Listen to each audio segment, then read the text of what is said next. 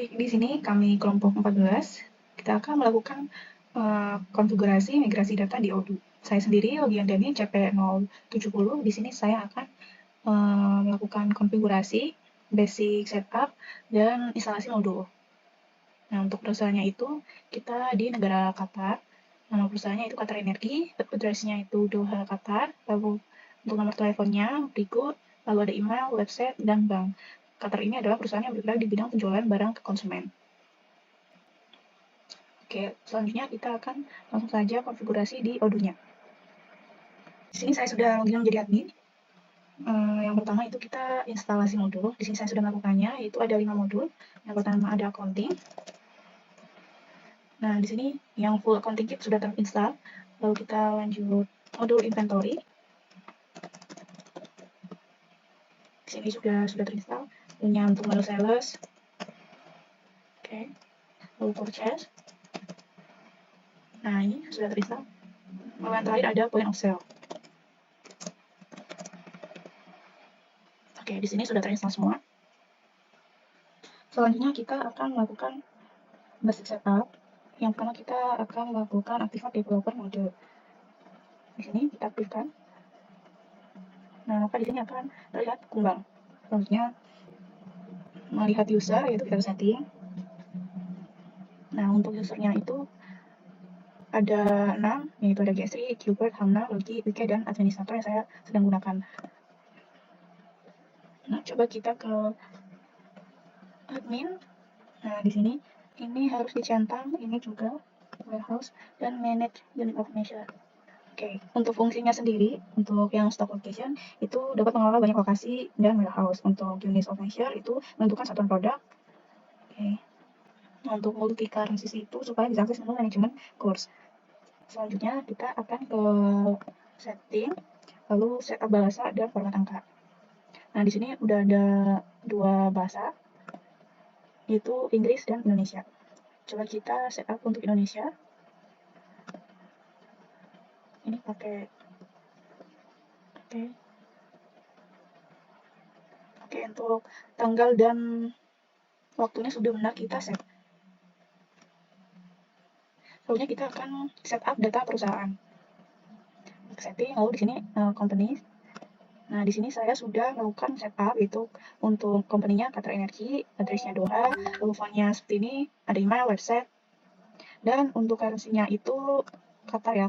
Selanjutnya kita ke setting, lalu general konfigurasi. Di sini kita harus checklist. Di sini ya permission, import dan exportnya kita harus checklist. Nah, selanjutnya kita ke konfigurasi ke modul accounting. Nah, di sini untuk fiscal location-nya itu kita pakai Indonesia account chart template. Di sini itu untuk menambahkan paket chart of account dari berbagai negara. Selanjutnya untuk Texas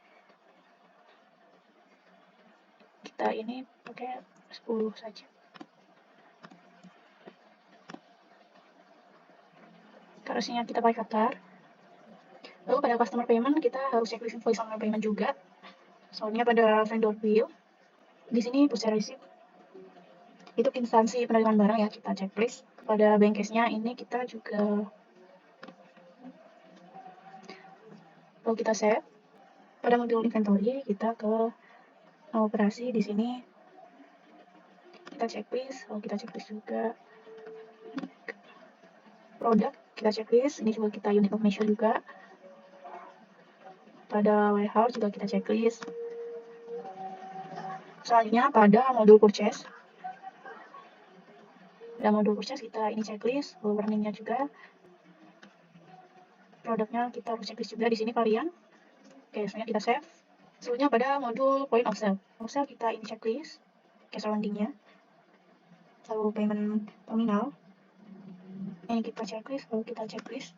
Nah, untuk inventory di sini kita akan checklist di in real time-nya. Oke, yang kita save. Ini konfigurasi di modul sales. Produk katalog di sini harus varian, lalu unit measure harus checklist. Selanjutnya pricing. Jadi kita pakai margin. Lalu quotation order. Di sini kita checklist online signature juga, online payment. Oke. Selanjutnya untuk shipping, delivery method. Lalu by shipping, delivery method itu kita checklist. Selanjutnya invoicing. di sini kita memakai invoice what is delivered. Oke. Baik, sekian konfigurasi dari saya. Nanti akan dilanjutkan oleh teman saya. Terima kasih. Baik, terima kasih. Perkenalkan, saya Wika Cebelita Tauruk dengan CP116. Kali ini saya berperan sebagai accounting. Di sini saya bertugas yaitu mengimport data. Nah, data yang saya import sudah diberikan dan ini adalah data yang akan saya import. Di sini ada data COA, ada data import bank, ada import bank account, ada import bank beginning balance, ada taxes, dan langsung saja kita ke Odoo untuk mengimport data tersebut. Nah, di sini kita akan masuk ke modul accounting, lalu ke configuration, dan ke chart account. Nah, chart account ini merupakan data-data yang digunakan selama transaksi menggunakan Odoo, yang dimana Odoo ini dapat mengatur COA sesuai dengan kebutuhan suatu perusahaan. Nah, untuk mengimport data, kita ke favorit, lalu ke import records, terus kita akan mengupload file COA tersebut. Nah, di sini kita akan pilih datanya. Nah, langkah selanjutnya di sini kita akan tes data ini, apakah data ini sudah valid, apakah data ini sudah valid atau tidak. Nah, jika data ini sudah valid, maka langkah selanjutnya kita akan bisa mengimport data tersebut. Nah, jika data ini bermasalah, kita dapat memperbaiki data tersebut. Nah, di sini kita akan tes datanya. Di sini dikatakan datanya sudah valid, sudah bisa kita import, langsung saja kita import datanya. Nah, ini adalah data-data yang sudah kita import tadi. Di sini datanya ada sampai ratusan lebih, ada kas, ada bank, ada kas kecil, ada kas yang belum disetor, dan juga yang lainnya. Nah, langkah selanjutnya kita akan mengimport data yang kedua, yaitu import bank. Langsung saja di sini kita ke modul contacts, di sini kita ke contacts. Di sini kontaksnya ini sudah diapakan oleh IT sebelumnya. Langsung ke configuration, lalu ke banks, selanjutnya ke favorit untuk mengimport datanya. Lalu kita akan mengupload file tersebut.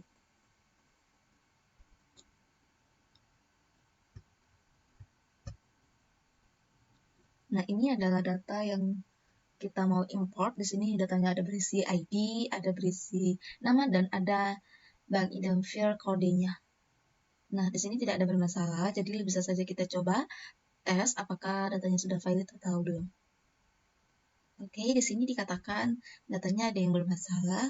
Di sini datanya bermasalah karena ID-nya ini berupa huruf, yang dimana sebenarnya ID-nya ini berupa angka. Nah, jadi untuk ngapakannya, kita akan mengsilang yang external ID ini.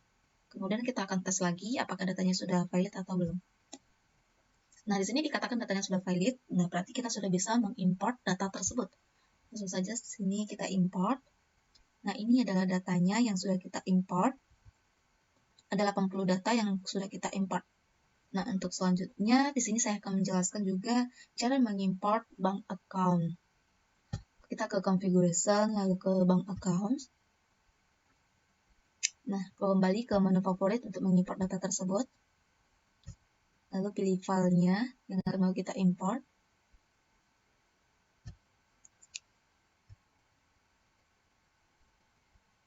Nah, ini adalah data yang mau kita import. Di sini ada yang bermasalah, kodenya kosong ya, tapi coba kita tes apakah data ini sudah valid atau belum. Oke, di sini ada bermasalah.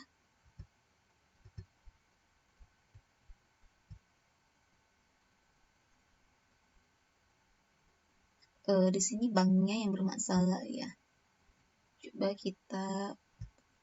lagi deh, kita tes. Oke, masih salah. Coba kita silang banknya. Nah, di sini sudah valid, jadi sudah kita bisa import datanya. Nah, untuk langkah selanjutnya di sini adalah kita akan mengimport accounting beginning balance. Nah, di sini kita masuk ke modul accounting kembali, lalu ke accounting lagi, lalu ke journal entries. Nah, di sini kita akan mengimport kembali datanya, import records, lalu kita upload file kembali.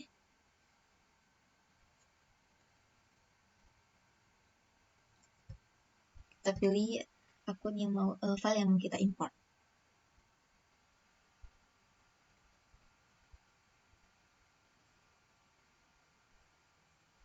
Nah, di sini filenya berisi jurnal, referensi, data, jurnal items atau account, jurnal items atau partner, atau name, debit, kreditnya. Nah, di sini kita tengok tidak ada yang bermasalah, tapi kita coba saja, kita tes apakah datanya ada yang bermasalah atau tidak. Oke, di sini data tidak ada bermasalah ya. Di sini dikatakan everything seems valid, berarti data kita aman, sudah bisa kita import.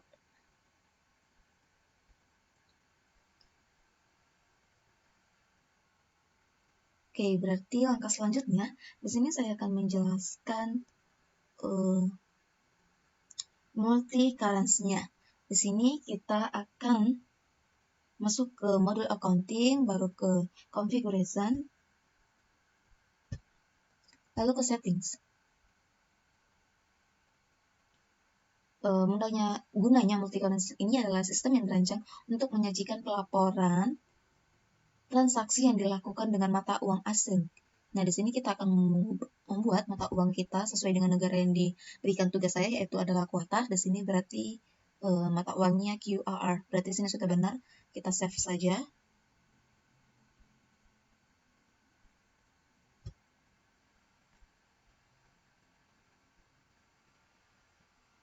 Oke, langkah selanjutnya di sini kita akan mengimport data taxes, yaitu berupa pajak. Jadi kita sini kembali ke configuration, lalu ke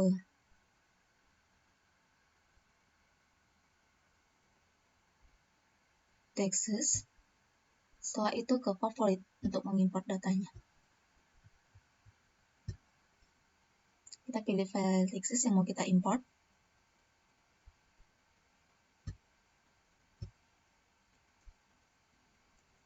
Nah, di sini datanya sudah terisi ya, tapi di sini ada dua masalah, tapi kita coba aja, kita tes apakah data ini sudah valid. Oke, tidak ada masalah ya, berarti yang kedua ini, berarti data ini sudah bisa kita import. Nah, ini adalah data yang sudah kita import tadi. Berisi sales, purchase, taxnya 15% di sales, dan yang lainnya juga. Di sini tugas saya sebagai accounting sudah selesai, dan selanjutnya akan dibahas oleh teman saya mengenai post. Terima kasih. Di sini saya Natu Olivia Maisti dengan CP088 berperan sebagai Point of Sale Staff. Nah, POS sendiri merupakan tempat transaksi atau pembayaran dari pelanggan atau transaksi antara pelanggan dengan bisnis. Nah, di sini saya sudah masuk ke dalam akun administrator.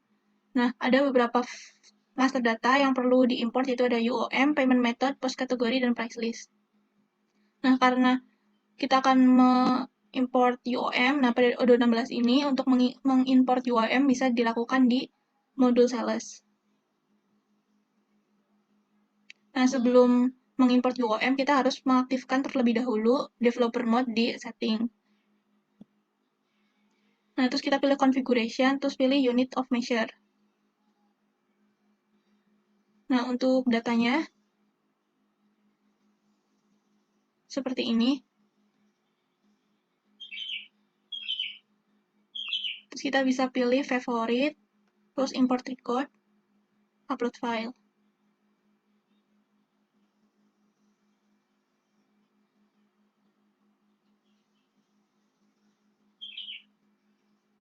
Nah, di sini kita masukkan file UOM-nya.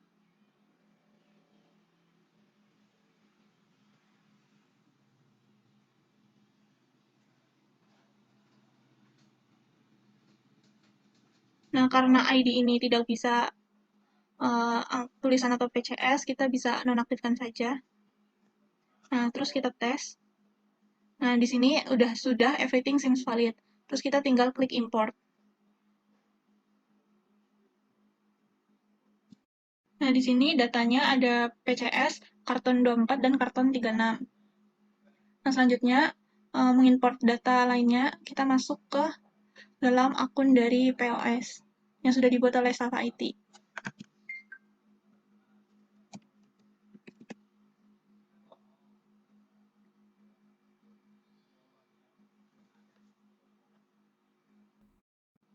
Data selanjutnya yaitu ada payment method. Nah, ini untuk datanya.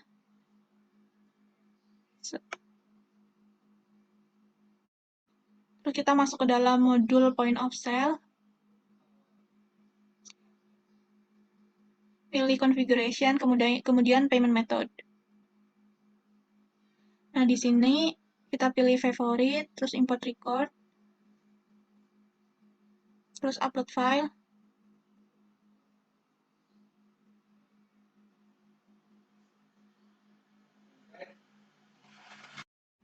Pilih payment method.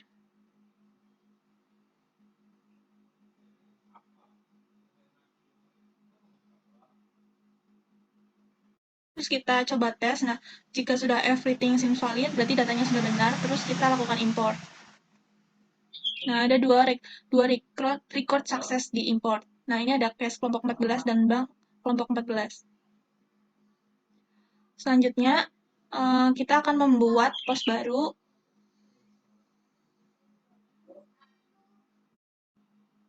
Nah, pada modul point of sale, kita pilih setting. Terus di sini kita new shop. Terus masukkan nama point of sale-nya. Ini saya buat shop kelompok 14. Kita save. Di sini point of sale yang baru sudah dibuat, yaitu shop kelompok 14. Nah, selanjutnya kita akan mengimport data selanjutnya, itu ada post kategori. Nah, ini adalah data untuk post kategorinya.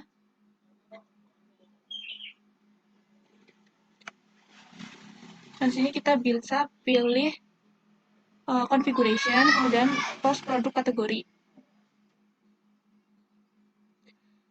Terus kita pilih favorite, import record, upload file.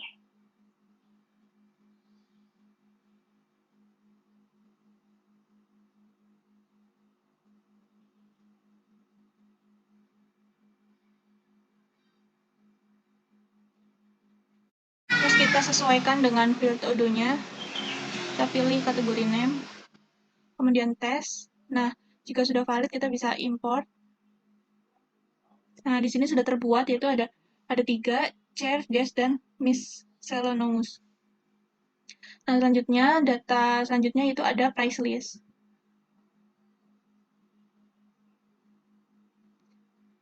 Nah, di price list ini datanya, yaitu ada price list name, currency, dan sequence. Nah, kita bisa buka di produk, kemudian price list.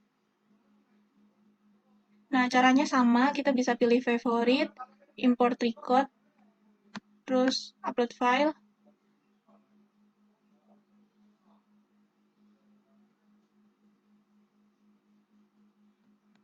Terus kita lakukan tes. Nah, jika sudah valid, kita bisa lakukan import. Nah, karena di sini saya sudah melakukan import, jadi tidak usah dilakukan lagi. Nah, ini untuk price list sudah ada. Nah, sekian dari penjelasan bagian POS, bisa dilanjutkan ke bagian yang lainnya. Oke, baik. Langkah selanjutnya adalah purchase.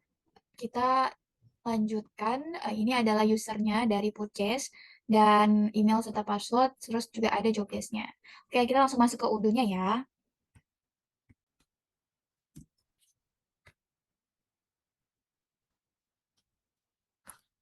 Untuk purchase kita masuk ke modul purchase. Lalu ke vendor untuk data base vendor. Untuk data import data vendor, kita import records. Lalu upload file. Kita masuk data vendor. Kita tes. Oke, ini bisa ya. Kita import. Oke. Lalu setelah itu kita ke price list. Klik favorites, record, upload file, lalu ke upload file yang tadi. Kita tes. Oke, bisa ya teman-teman. Lalu diimport. Nah, ini produknya. Oke, ini sudah sesuai dengan mata uang dan kursnya. Lalu kita ke purchase order untuk mengimport dari PO-nya.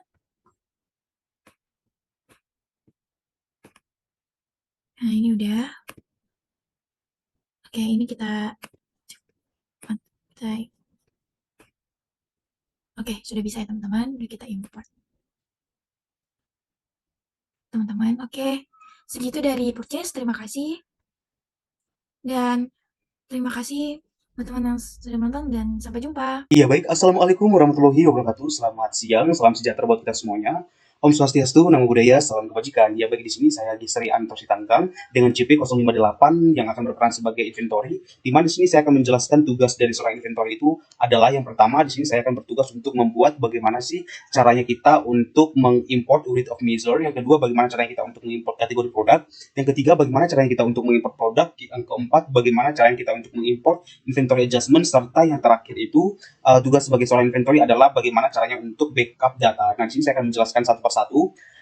Di mana yang pertama saya akan memulai menjelaskan bagaimana caranya untuk mengimport unit of measure. Langsung saja kita masuk ke dashboard, kita pilih di sini yang inventory. Nah, di sini untuk masuk ke unit of measure, kita pilih configuration, kita pilih unit of measure categories.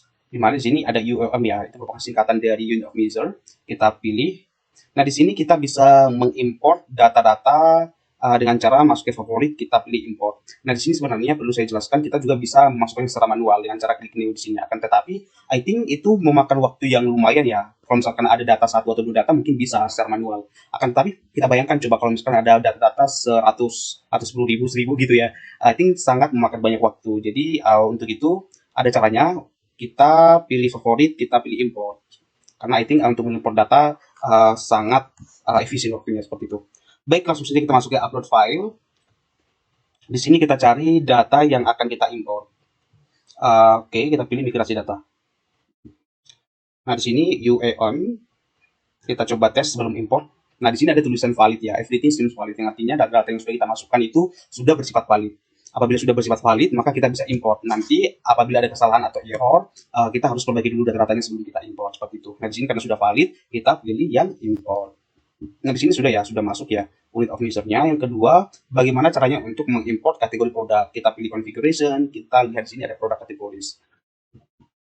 Lalu kita import lagi, cara yang sama seperti yang sebelumnya. Kita import, upload file, lalu kita pilih file yang akan kita import. Yang kedua, produk kategori. Kita coba tes. Sudah valid ya, lalu langsung kita import karena sudah valid. Nah, di sini sudah masuk ya untuk produk kategorisnya. Selanjutnya, di sini saya akan menjelaskan bagaimana cara mengimport produknya. Kita pilih produk. Lalu sini kita favorit, import, records, lalu upload file. Serta kita pilih data yang akan kita import. Lalu produk. Sebelum import, kita biasakan untuk tes apakah sudah valid ya. Lalu kita import. Nah, itu merupakan cara kita untuk mengimport produk. Selanjutnya, bagaimana cara kita untuk mengimport inventory adjustment. Cara itu adalah kita masuk ke operation, kita pilih yang inventory adjustment. Nah, di sini kita pilih favorit, kita import, lalu kita pilih datanya. Setelah itu, di sini kita pilih migrasi data inventory yang merupakan file yang akan kita import, serta kita pilih inventory adjustment. Lalu kita tes, sudah valid, lalu kita import. Nah, di sini kita pilih semua inventory adjustment, lalu kita apply all. Nanti di update, lalu apply. Nah, di sini sudah berubah ya, on hand quantity-nya, di mana sebelumnya ada 0. Sekarang apabila kita apply all, sudah berubah menjadi seperti ini, seperti itu kan sudah terupdate. Nah, itu merupakan bagaimana cara kita untuk mengimport. Yang pertama tadi unit of measure, kategori produk, inventory adjustment, serta yang terakhir tugas dari seorang inventory adalah bagaimana caranya untuk membackup data. Caranya itu adalah kita masuk ke sini ya, kita logout dulu.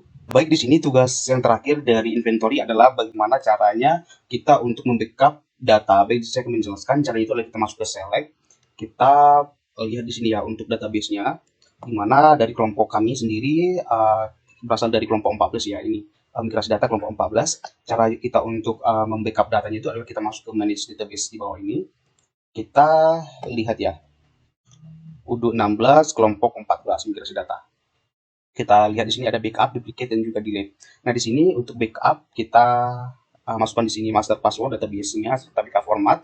Akan tetapi di sini karena memang saya tidak memiliki akses untuk backup database-nya, jadi saya di sini akan memberitahu saja bagaimana caranya kita untuk membackup database. Setelah kita masukkan master password di sini, langkah selanjutnya adalah kita restore database. Nah, di sini kita masukkan master password, lalu kita masukkan file serta database name-nya. Serta setelah kita masukkan ketiga ini nanti kita pilih continue. Nah, itu merupakan penjelasan bagaimana caranya kita untuk membackup data. Nah, setelah saya menjelaskan cara untuk membackup data, berakhir juga penjelasan saya terkait tugas dari inventory. Baik, demikian penjelasan dari saya. Sekian dan terima kasih. Wassalamualaikum warahmatullahi wabarakatuh.